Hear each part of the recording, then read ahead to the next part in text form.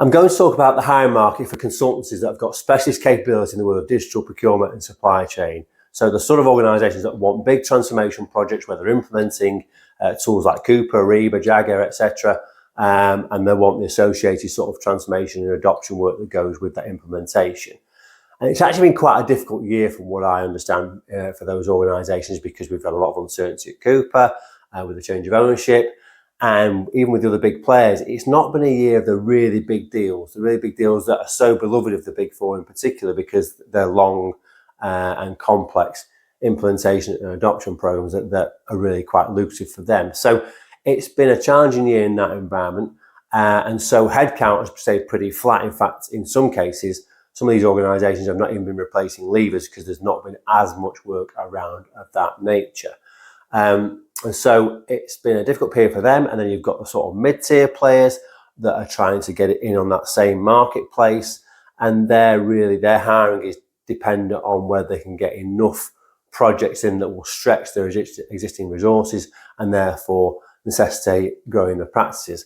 And in a lot of cases, that's just not been the case.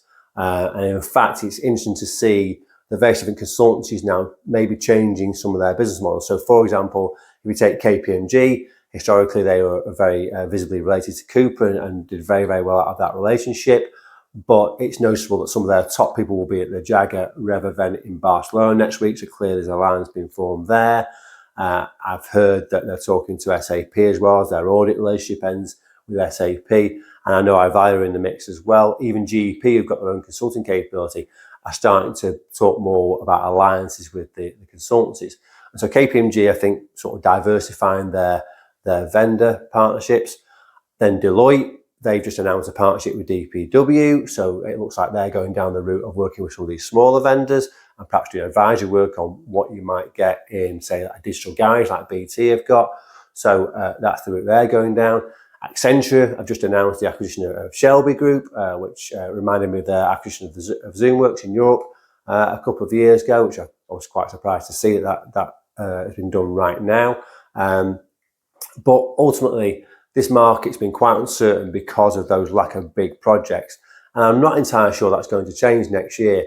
So I think it's still very interesting to see how these new relationships will form with likes of Deloitte and KPMG in the UK in particular.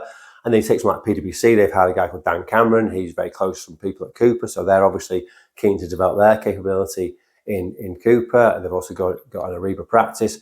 So, all these factors are influencing the hiring market. And I don't think we'll see an enormous amount of additional headcount in this sector anytime soon because they're so dependent on the success of the vendors.